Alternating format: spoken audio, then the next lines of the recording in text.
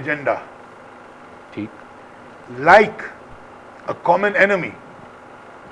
Now, to have a common enemy, everyone gels together. So they want to portray Islam as a common enemy. مشترکہ دشمن جو ہے وہ اسلام ہے. Communism اب ختم ہو چکا ہے تو اب سب کی فوکس اسلام پہ آ گئی. ان کو اسلامو فوبیا ہو گیا.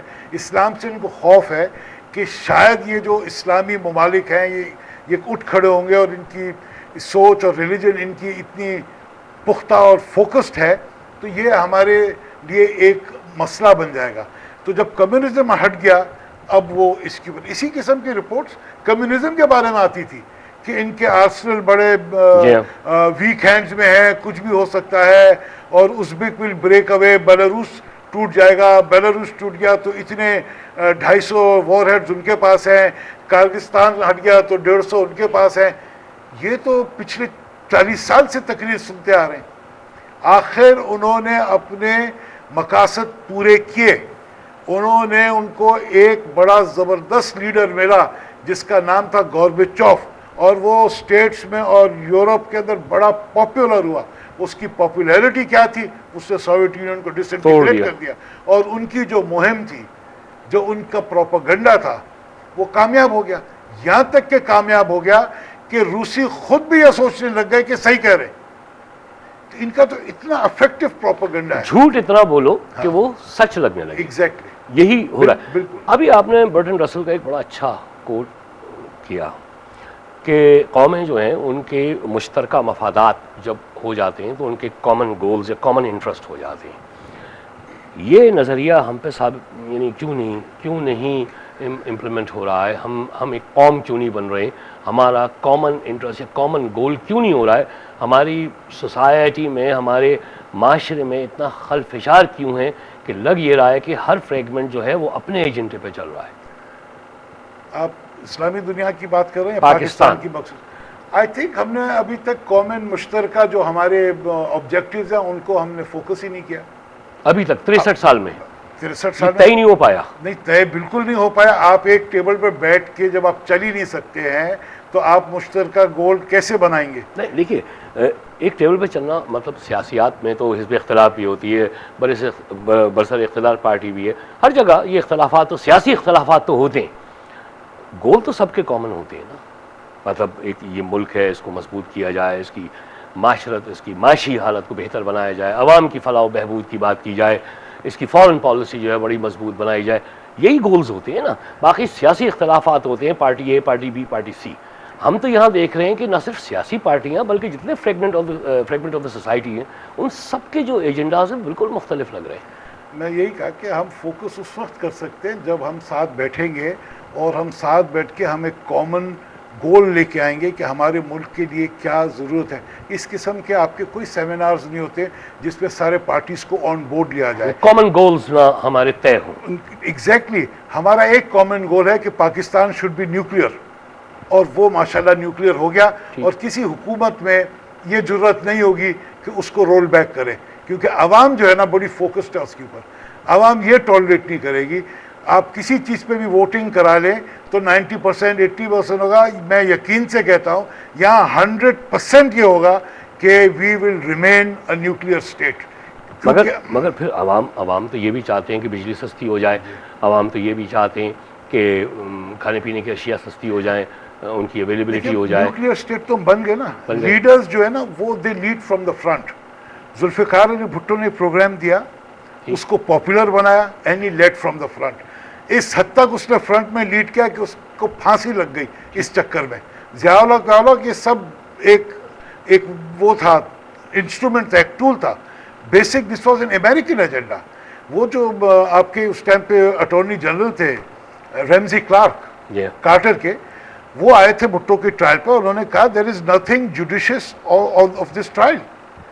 یہ ایک من گھڑت ٹرائل ہے. اور انہوں نے کہا کہ امریکہ نہیں چاہتا کہ بھٹو جیسا انڈیپینڈنٹ مائنڈیڈ لیڈر اتنی اسٹریٹجکلی امپورٹنٹ پوزیشن کے اندر جس پہ پاکستان ہے اس کا وہ لیڈر بنے.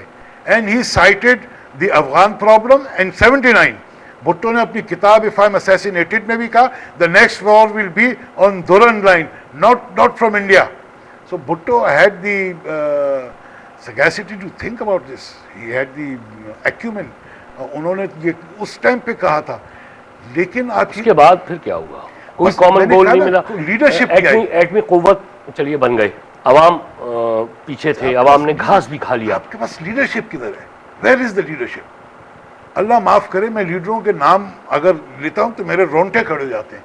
آپ کون سی لیڈرشپ کی ادھر بات کر رہے ہیں؟ اور جو لیڈرشپ ہے, جو لیڈرشپ صحیح بات کرتی ہے, اس کو پبلک ووٹ نہیں دیتی ہے. یعنی آپ کا اشارہ کس طرف؟ نہیں, میرا اشارہ اس طرف ہے جس طرف ایک آپ ساری لیڈرز کو دیکھیے. چلیے یہ پہلی آپ پوچھ دیجئے مجھے, مجھ سے نہ پوچھیے. آپ کے پاس لیڈرز ہیں, اس میں آپ ایک لیڈر کا مجھے ایسے نام لیں جو ابو بورڈ ہے, اس میں آپ 100 خامیاں نکال لیں.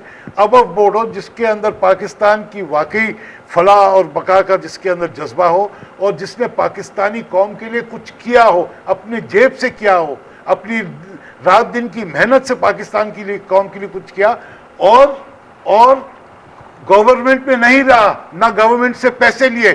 یہ کون انسان ہے؟ انجم صاحب مجھے نام دے دیں. بتا رہا ہوں. جی. دو ہیں پاکستان میں ایسے کہ جو اسپتال بنانے جب کھڑے ہوتے ہیں یا فلاحی کام کرنے کھڑے ہوتے ہیں کوئی بھی, تو لوگ اپنے آخری پونجی تک ان کو دے دیتے ہیں. میں نے خود دیکھا ہے کہ خواتین نے بندے اتار تک کے لیے ہیں. کس کے لیے؟ دو شخصیتوں کا نام لوں گا جن کی کریڈیبلٹی, ان کی فلینتھراپی, ان کے اس عوامی جذبے کے اندر اتنی ہے کہ یہاں غلط پیسہ دونوں استعمال نہیں کریں گے. ایک عبدالستار ایدھی کو میں نے دیکھا, دوسرا عمران خان کو دیکھا. لیکن یہی عبدالستار ایدھی 77 کے الیکشن میں ایدھی مارکیٹ اپنے ایریا سے الیکشن میں کھڑے ہوئے تھے, ضمانت ضبط ہو گئی. اور عمران خان صاحب کو تو ہم اب تک دیکھ رہے ہیں کہ ابھی تک ہر ضمنی انتخابات میں آپ کی پارٹی کے چیئرمین ہیں, آپ لوگ کوشش کرتے ہیں, نہیں آ پا رہے. عبدالستار ایدھی کے آپ کو اس ان کی کردار پہ کوئی شک نہیں.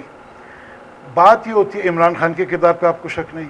اچھا, ان کے ساتھ اب باقی کسی سیاسی ان کے مشن دیکھیے, نہیں مشن نہیں, میں بات کر رہا ہوں کیریکٹر پہ, کہ اگر آپ کے کیریکٹر میں فلو ہے اور آپ امانت میں خیانت کر سکتے ہیں تو آپ ہر لیول پہ کر سکتے ہیں. صحیح. اگر کروڑوں روپے کا یہ 100 کروڑ 100 سے زیادہ کروڑ کی شوکت خانم کی ان کی وہ ریونیو جنریٹ کرتے ہیں اور 65% لوگوں کا مفت علاج ہوتا ہے.